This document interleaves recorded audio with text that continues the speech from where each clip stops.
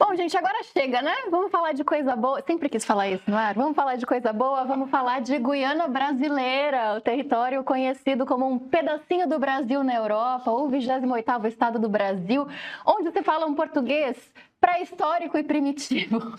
O local também é conhecido como Vitória da Reconquista, Rio Grande de Fora e Pernambuco em pé. Fala um pouco mais pra gente sobre esse novo destino turístico, Marilisca.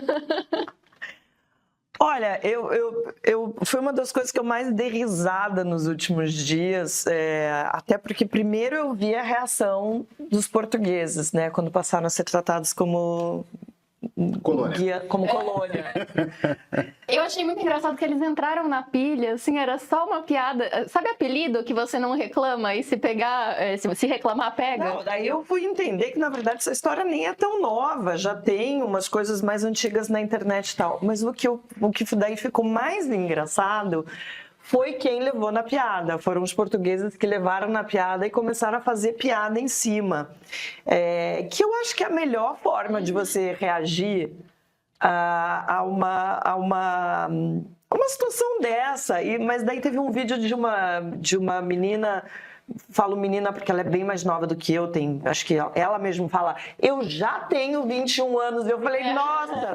Mas ela grava um vídeo sério, dando uma resposta séria, mas é super embasado, dizendo o quanto, na verdade, de fato ela tem aprendido com o Brasil em relação a várias coisas que ela considera que o Brasil está à frente de Portugal. Então, enfim, no combate de vários preconceitos, nessa discussão sobre o machismo, a xenofobia, até porque os brasileiros sofrem muita xenofobia em Portugal, né? Tem sofrido agora nos últimos anos, acho que são 350 mil brasileiros vivendo em Portugal. E ela trata de um jeito até bastante generoso, olhando para o Brasil, falando de como a gente tem dado boas lições em relação a vários temas. Mas o mais engraçado foi um programa, que eu não sei se é um videocast ou se é um programa de rádio, que hoje em dia tudo tem imagem, de alguns portugueses falando que ele não tem problema nenhum de aceitar que, na verdade, Portugal é uma colônia portuguesa, se a gente aceitar que o Brasil é uma colônia americana, norte-americana, né? E aí a apresentadora Vila falou, não vai dizer que você já tem um outro nome para o Brasil. Ele falou, não, eu tenho 12.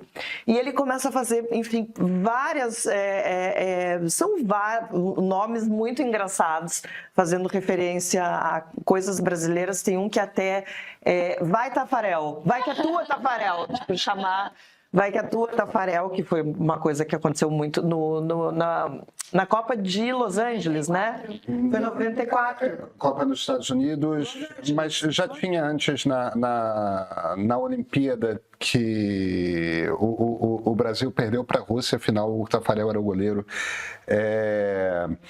Mas tem um momento ali que o Tafarel se sagra, o grande goleiro nos Estados Unidos, foi a Copa de 94. Porque o Tafarel saiu agarrando tudo quanto é pênalti, né? E aí tem o Geórgia, estado americano, Geórgia Amado.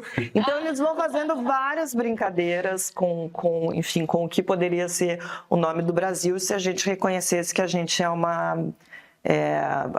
uma colônia norte-americana. Mas teve gente que não gostou, Pedro. Teve português que ficou bem irritado com essa coisa. A única coisa que eu acho engraçado eu acho que é muito mais natural Portugal ser uma colônia brasileira do que o Brasil ser uma colônia portuguesa, tá? Porque nós somos a 10ª economia do mundo, somos um país muito maior. O português tem alguma relevância no mundo por causa do Brasil, não por causa de Portugal. Porque se dependesse de Portugal, era um dialeto do espanhol que algumas pessoas falam, né? Vamos descobrir esse vídeo, ele vai ser atacado. Mas é verdade, gente. Nós somos 215 milhões de pessoas. Ele nunca foi cancelado em Portugal, ele está tentando muito, agora está fazendo um esforço enorme.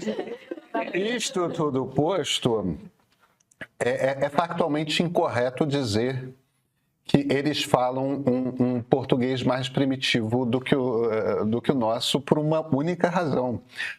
O português que eles falam é um português muito recente, o que é uma coisa natural de metrópole.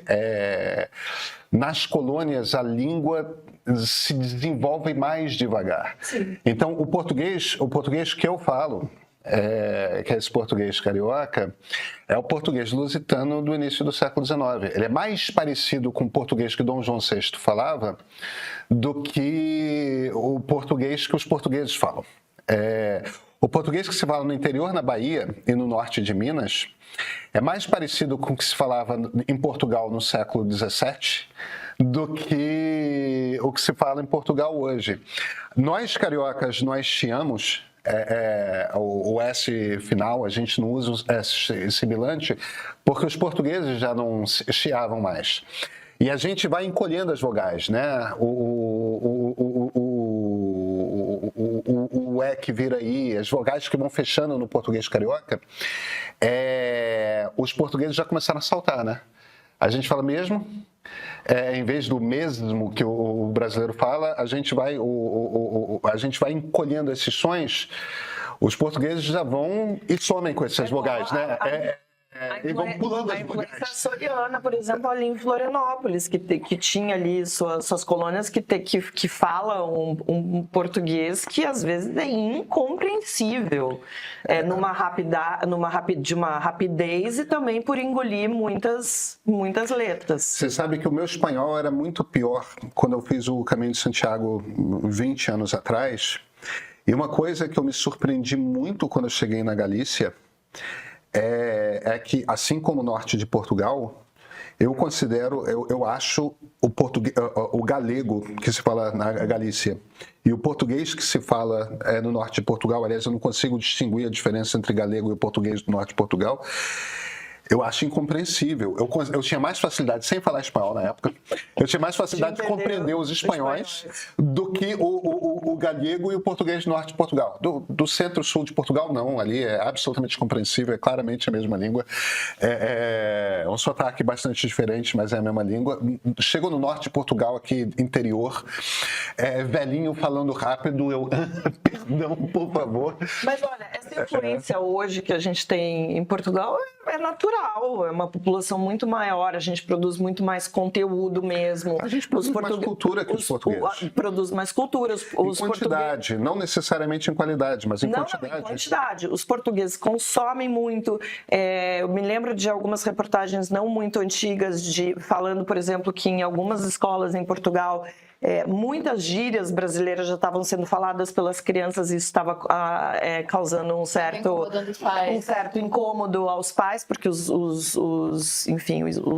jovens já estão assimilando muita coisa que eles ouvem nas internets, consomem muito conteúdo produzido aqui, muita notícia produzida aqui, música consumida aqui, então assim, não tem como mesmo não sofrer um pouco dessa influência que a gente produz aqui hoje. Agora, a gente está comprando essa briga com os portugueses na véspera do 25 de abril, né? Na véspera do aniversário da Revolução dos Cravos. Você comprou aí com uma ênfase que eu falei, gente, chegou aqui disposto ao cancelamento. Eu tô achando a discussão engraçada e tô assim, achando muito divertido os portugueses que estão levando isso na esportiva e fazendo piada em cima disso, que eu acho que é o que a gente tem que fazer diante de uma situação assim. Eu tenho uma sobrinha portuguesa, que minha irmã mora em Portugal com o Christian, o marido dela, a Mariana.